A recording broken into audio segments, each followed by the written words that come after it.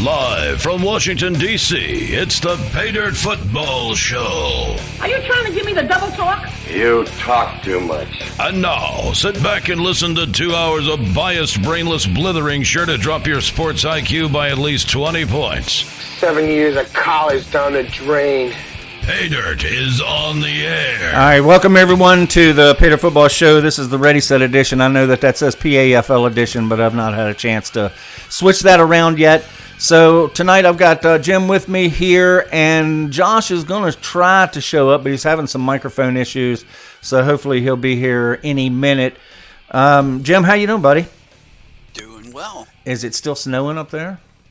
No, in fact, we've had 3 absolutely gorgeous northern Wisconsin late March days. Wow, excellent. Yeah, it was up to about 70 here today. But, I mean, I'm mid-Atlantic. I'm 60 miles west of Washington, D.C., so... It's been 35 degrees, 37 degrees here for the last 3 days, sunshine, and we lost, probably 20% of our snow, and I still have 4 feet of snow in my backyard. Holy mackerel. You know, we got a skiff of snow this year, and we had a heck of an ice storm show up early in the winter season. I mean, it was a really mild winter this year. We've had some bad ones. I mean, we get 3 and 4 foot snows too, but not like you guys do. You're way up there in Wisconsin, and it is a different world up there. I've been through there on a train. I've taken the Empire Builder out several times to Montana. We have friends out there up in Glacier Park. I didn't even know the train went through Wisconsin. Yeah, the Empire Builder goes right. Well, yeah, it does. It's Milwaukee. We went past Milwaukee. You have a right there close to where the train goes by. There's a big water park in Milwaukee. Don't get down there very much. I'm about as far north as you can go. Yeah, I saw you pointed it out one night, and I checked you out where you were. You're right up next to the lake.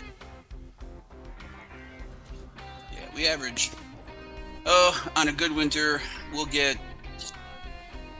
200 to 300 inches of snow. Wow. Nope. Yeah. That's not for me. It's not for me either, but that's the way it goes. Yeah. Yeah, I don't mind winter, but, you know, and I love the first snow and all that stuff, but then I'm done with it. I'm ready for spring. So, anyway, paydirtfootball.com.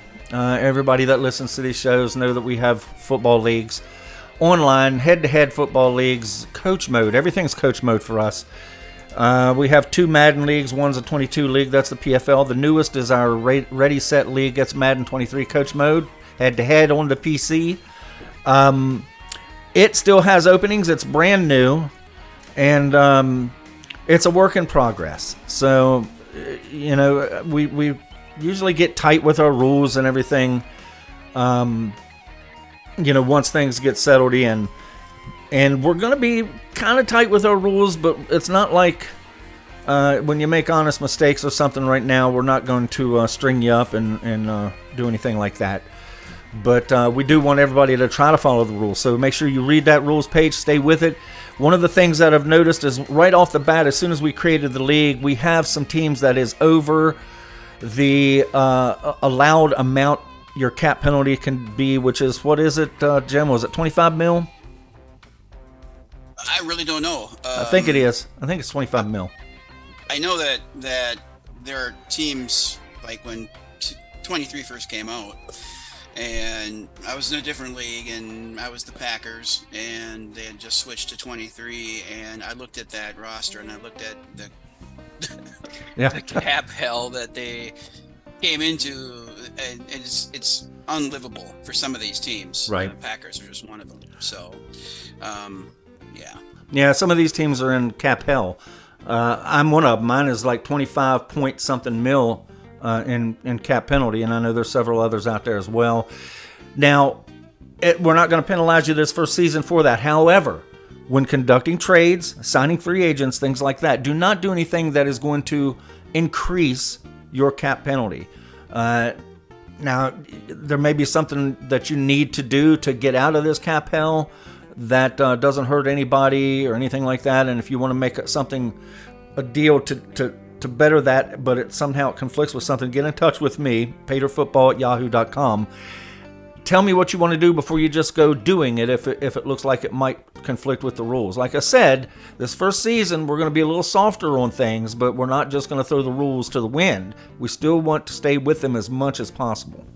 But I think one thing you might have to consider, and I know this was the case with the Packers, is that they were already in cap hell, but the bonuses that some of these guys had, the guys that were releasable to create cap room had such ridiculous bonuses that releasing them just made the problem worse. Right. Yeah. Your net savings, was negative.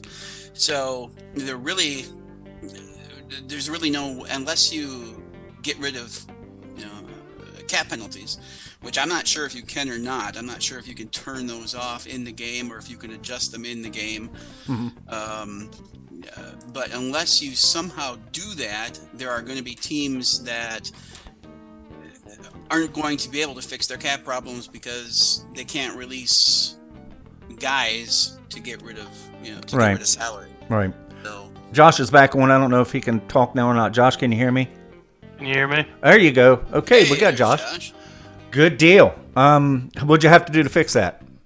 YouTube. That's where I always go. YouTube. Yeah. Okay, so let me get something up here on desktop, something for you to at least look at while you're listening to our old guy voices. So we've been talking like it's a work in progress. We want you to stay as much to the rules as we can. If you need to do something that you think might conflict with the rules, get in touch with me. Paul is also doing some commissioning, so you can talk to him too. Anyway, overall skill ratings and something that we've made some adjustments in, and this is something that the PFL used to do years ago, back with 2008, is we found that sliders aren't always enough. Now, they've been hesitant to do this in the PFL now with the new versions. I am not. You'll notice that if you signed a fullback, you'll notice when you actually got him on your roster, his blocking ability was much better, but his speed was slowed down, things like that. If he was any good at long catches, usually I dropped those abilities. Mainly what these guys, were good for, in real life, especially now, is sitting back there to block and maybe coming out into the flat for, 5-yard passes or something. So we don't want them to be weapons downfield, but as we all know, Madden does not do well with run blocking or pass blocking from the backfield. You guys want to say something to that? Either one of you. Yeah, you're definitely going to get blown up if you sit there and you constantly are dependent on your fullback or your halfback to pass block for you. Yeah, and we may have to adjust things even further. This first season is all about experimenting to see how we're going to get the best possible gameplay. So, I want everybody to be aware of that. It's not going to be something that benefits one team and not the other. It's going to be even-handed. But we may be making adjustments, and that means players, sliders, whatever. But whatever we do will be beneficial to everyone, and it will only be done if we deem it an issue that we can fix by doing so, and we will discuss that with the league before we make any major changes. We don't want to just pop it on everybody, and they go, well, why in the world did you do that? Filling the league, we still have some teams open, obviously. I have talked to everybody that is on that owner's page, and they are still with us. There's a few of them that's getting the game running or moved or redoing their internet or something, and they swear that they're going to be in to play probably by the end of week 1, which is next Friday. So I think all in all, that is like 24 owners, counting everybody. I tallied that up, which means we've got 8 teams to fill. I still got a big old list of old PFL team owners that kind of stepped away when they didn't have PC versions for all those years. Some of them are hard to get back. Some of them we've gotten, I think, 2 or 3 back just this past week. Jim, he's a little less enthusiastic than I am about filling the league. Jim, give us your worst. Well, it's just that there aren't a whole lot of coach mode guys around, and with this version, with the version since 2019, the biggest problem is I've run my own league, and I've gone out and gone to all the various, Madden PC websites and joined up all the forum groups and stuff, and put out invites to people join league, and you get a lot of responses. You get a lot of guys curious about it, and you say, well, it's coach mode, and you say, well, what's coach mode? Well, we don't control the players. Oh. Well, all right. Well, I'll give it a try. And so they join the league and they play one game, and the first time they statue play, quarterback. the statue quarterback's like 6 times in a row, and they say, "Well, fuck this. Yeah. Well, I'm not doing this." There's a way to get past that, There is, but they don't. But it happens, and they get frustrated right away and say, "Well, I'm not going to do this. I'm not going to waste my time just having my quarterback get sacked all the time." And it's a steep learning curve for coach mode that most guys aren't willing to stick with it. It can be difficult. Josh, have you had any trouble with the statue quarterback? The statue quarterback, no, but it is frustrating when you're sitting there watching and you have guys wide open, and your quarterback just throws it to somebody that's covered instead of the. But that happens in real life too. So here's the 2 secrets to preventing the statue quarterback and what you just mentioned there. And even I don't have it down, but there are guys who do, especially in the PFL, the ringers over there. They never get statue quarterback. But here's what you have to do. Number 1, you have to really be good at building your playbook, because there are plays that statue quarterback will happen in, and there are plays that it won't happen in. Typically, the plays that it doesn't happen in is the plays with different levels of routes. In other words, you got short, medium, and long routes, maybe a back out of the backfield. Typically, you're not going to get statue quarterback with that, because here's what happens with statue quarterback. At least this is what we've decided is causing it. If your quarterback goes through all his checkdowns and can't find an open guy, he gives up. He doesn't even look. So if you're running a play with all, post routes or something like that, they're long 20-yard routes, and he goes through the reads real quick, nothing open, and he just goes, okay, hell with it, sack me. That's pretty much what you guys are seeing, right? Right, yeah. So it's a job. When you build your playbook, it's going to take you a little time to weed out those plays that do that. And I'm telling you, I don't have them weeded out of my playbook yet. I'm still getting statue quarterback sacks because I need to go through and go, okay, this play I don't want to use anymore. That play I don't want to use anymore. And this past week when I played the Bucks, I didn't write a daggone thing down. So I know I've not helped myself one bit. But I do know to make sure that you have those different routes, the different length routes in there in the same place, so that your quarterback can actually, go through each one and find somebody open. Right, and it's a video game, so speed ratings matter. So the faster your offensive playmakers are, the quicker you can get the ball out of the quarterback's hands. Right, that's right. And that goes all the way back. Josh, I don't know. Were you familiar with the old Front Page Sports Football Pro? No, I wasn't. Okay. Well, that was back with, what's some of those other games, Jim? Good grief. Super Bowl, whatever they were, and all those old video games. And each and every one of them, all the way up to today's football game, speed is king. Every one of them. Yeah, it hasn't changed. No, it hasn't. So anyway, coach rules. We just talked about coach mode. And to summarize that up really fast, here's what it is. You do anything you want to do before the snap except for certain motions. You can motion your tight end and your running back, right? Right. So you can't motion the receivers. You can do nothing after the snap. That's the rules.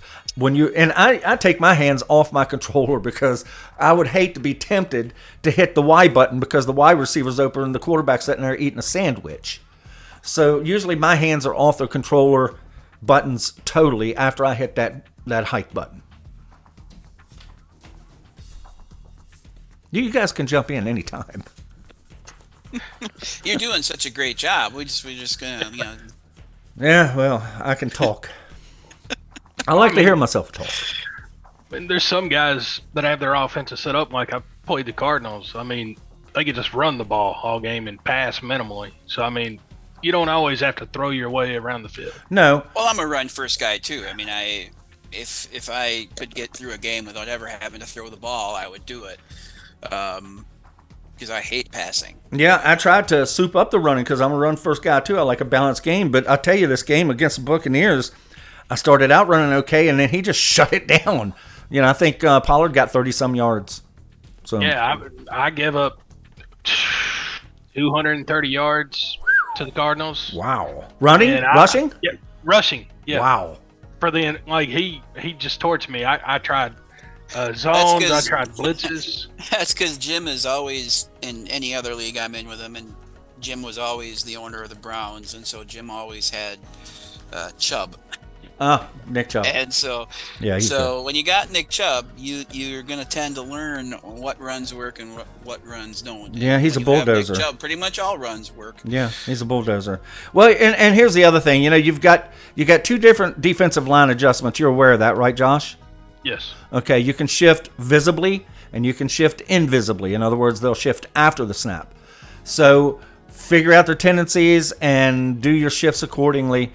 I tell you, cover ones can work pretty good against the run and sometimes against the pass, but typically cover 3 is what everybody mostly uses, with some cover 4, cover 6 mixed in. That's another thing I was talking about with Rediset is I've been souping up those cornerback and safety man-to-man coverages.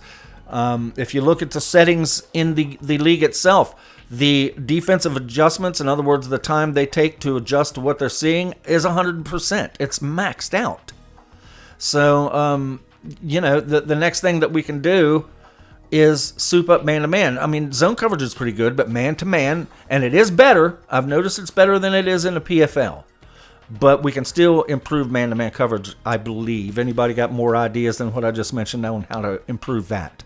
Well, I think with the coverage issues that I see is, I mean, I start off every defensive series in man-to-man, and I just watch. And I watch to see if my DBs and safeties and linebackers can run with his receivers. And if they can run with his receivers, if they're fast enough and can hang with them, I'll never come out of man, typically. Okay. Because what it does is if you can run with his receivers, you're going to create statue quarterbacks and you're going to get sacks. Okay, now there's something that just piqued my interest, and I'm going to write it down here, because in the slider settings, in the league slider settings, there is a slider setting for speed differential. In other words, how much does it matter for this guy to be faster than the other guy? I've got the current setting at 50. So I don't know which way to go with that, but we may want to trim that back a little bit so that speed doesn't play as big a part. We don't want to take it away completely because we want those 97, 98 speed guys to be fast. But no, I don't want them to be fast. I want them to be slow so that I can just stay in man all the time. Yeah. Well, don't screw up my defense for me. Well, I know. I'm thinking about narrowing it so that their faster guy doesn't mean as much to be the fastest guy on the field as it does currently, and that will make man-to-man coverage better because, and from what I'm seeing, it's still lacking a little bit. So, I'd be bettering it. Oh, I'm sorry. The thing I was going to say then about zone coverage and the way that the QB passing seems to work is as the guys, if your defense is in zone and you got like crossing routes in the offensive play, the quarterback is watching, and as the receiver crosses each zone, if there's a defender in the zone, they won't throw into that zone. Whether the defender is in back of the guy or in front of the guy, it doesn't matter. As long as there's a defender in the zone and the receiver's in the zone, the quarterback's not going to throw it. And that's why that cover 4 and cover 6 is good. Have you seen the plays where you have 4 bubbles in the short zone area? Yep. Usually those work pretty good against passes. If you only have 3 of the bubbles in there, usually they catch them in between those zones. You're not covering those wide a zone area. But then the kicker is that if you're only rushing 4 guys, and if you can't get one of those guys to get off a block, that quarterback can actually stand back there for a full minute. Yeah. Because if they're not getting off the blocks, the quarterback is... And eventually, one of those guys is going to get open because your defenders stop moving, and So then the receivers get to the end of their route, and then they start coming back, and they'll come open, and the quarterback will throw it. So you're kind of damned if you do, damned if you don't. If you rush 4 and put 7 guys into coverage, you're going to fill up all the zones. But if you don't get somebody off a block, quarterback's going to stand there forever until eventually somebody comes open. Yeah, well, Jim, what are you seeing on that as far as pass rush? Are you saying that it needs to be improved, or is it right, or is it not good enough? Well, I can't get any. I've always been I hate the X Factor ability things. I've got all that turned off as much as I can. It's cheesy, but the thing is when you turn it on, it makes defensive linemen actually do something. Well, there's the thing. You know, we can only do so much with the sliders, and those what you just mentioned about it being cheesy. I agree. So I have all of that stuff turned back as much as I can. All that extra crap that Madden's put in there, I've got it all back as far as it'll go. X Factor's off. You know, so what I'm thinking. DTs and DNs just don't get off blocks. That's the issue. Once they engage, they'll just stay blocked forever, essentially. Yeah. Well, I noticed that I had DeMarcus Lawrence was getting off his blocks, but I mean that could be just my game and nobody else's. And next week he may get off no blocks. But so for pass rush, what do you guys recommend that we do to improve pass rush? If we discover after a few weeks that is the reason, a problem. You could make block shedding a little easier, you know. Okay, and so that means a global edit of the starters, right? Yeah. Okay, block shed. Jim? Oh, can you do global edits? No. For 23? No, and that's why I'm only that. Now, here's the thing, and I've done edits to starters pretty much across this league to start it out, but not with the backups. So, but in the future, what I'm going to do is once we find out where our maximum ratings are, let's say block shedding needs to go up plus 10, okay? So let's say the average block shed for a defensive lineman is 60. We have to raise it to 70. It's working at 70. So now when new rookie classes come out, I can edit all those rookies plus 10. I can export it out into the Excel file and then import it back in. So I can do the rookies ahead of time. But as far as our backups that go now, well, they're on their own. What are the universal settings? What are the adjustable settings in the game in regards to blocking? There's block shed. There's several different things. In other words, I mean, sometimes it can be hard to figure out which does which. For example, take a fullback and tight ends, for example. They have like 6 blocking skill ratings, okay? One of which is lead block, which is most important for your fullback to be able to lead block. Tight ends too, because they're usually moving out somewhere. I'm talking about the slider settings. Oh, okay. What slider settings? I don't have it in front of me now. There is tackling. For offense, you mean? Yeah. What slider settings are there for blocking? Is there? I think it's just pass blocking and run blocking. Run blocking. Yeah, I think that's it. I mean, I guess you could just keep turning the pass block slider down until you start seeing results. Yeah, that might be easier. It'd be a lot easier than it could be doing edits. So let's see, block shed possibly, but let's do pass blocking. If that's actually on there, I think it is. Block. Then there's always the law of unintended consequences creeps in, and then when you adjust one thing, you create 10 other problems somewhere else. I know, and that was always a problem with us, even in the old days of the PFL. But we got that pretty close in there towards the end, didn't we, with 2008? Well, 2008 was the best version, but I like 2004 better. But I like 2008 as well. 2008 just had more options, but 2004 had better gameplay, in my opinion. 2008 also, you had all the tools available to. That's what I'm saying. Modify the league. It was League Pulse and. Yeah, you could do global edits and all that good stuff. That was great. Were you playing 2008 at all, Josh? I was, but I was in a sim league. It wasn't. Yeah. Okay. You went in and you adjusted your run and pass sliders and all that stuff, and then you they sim the games. I was in a couple of those. Yeah, I never found them to be all that fun, but Well, they're not too time consuming.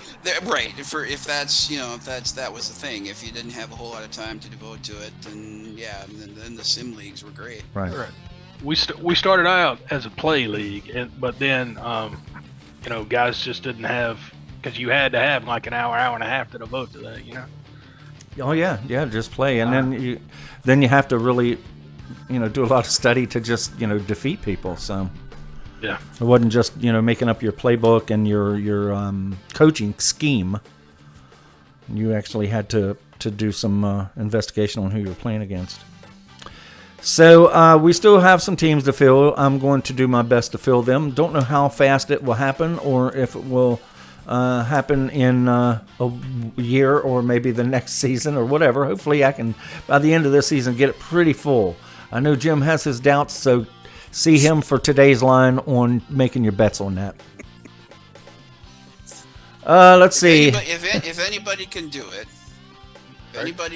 it's you. Well, we have the power of pay dirt. Pay dirt's probably, as far as single leagues go, we're top dog. Pay dirt leagues are top dogs with the leagues of their type. So we've got that going for us. But Rediset is a new league. So, that we have against us. I don't know how many Coach More leagues are actually out there. There's a lot.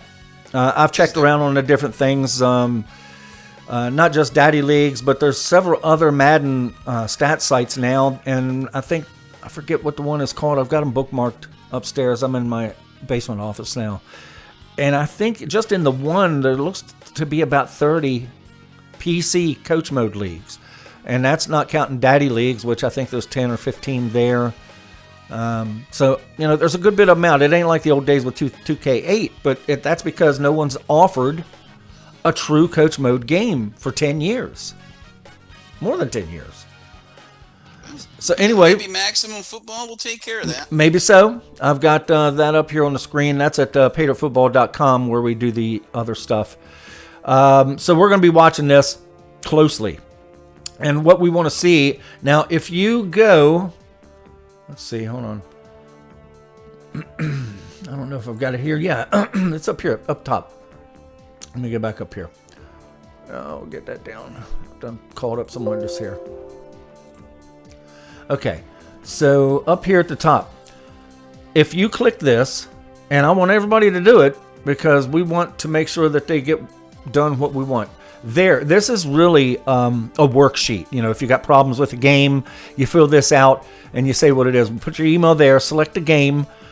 It's not going to be on there yet, so go down here and click Other, and then write in the game title, which would be Maximum Football 2023.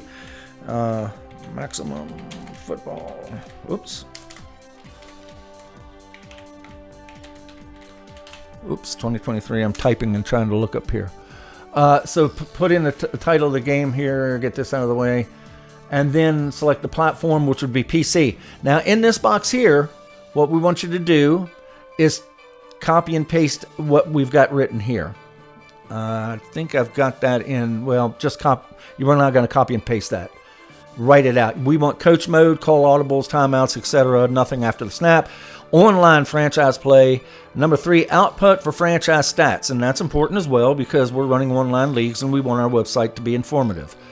So fill these things out. Anybody that's watching this from any of the leagues, fill this out and send it to Maximum Football. Now, I know that some of this stuff isn't going to be present when they first put this thing out, but they're going to be adding franchise mode soon after. We want it to be the online franchise play coach mode.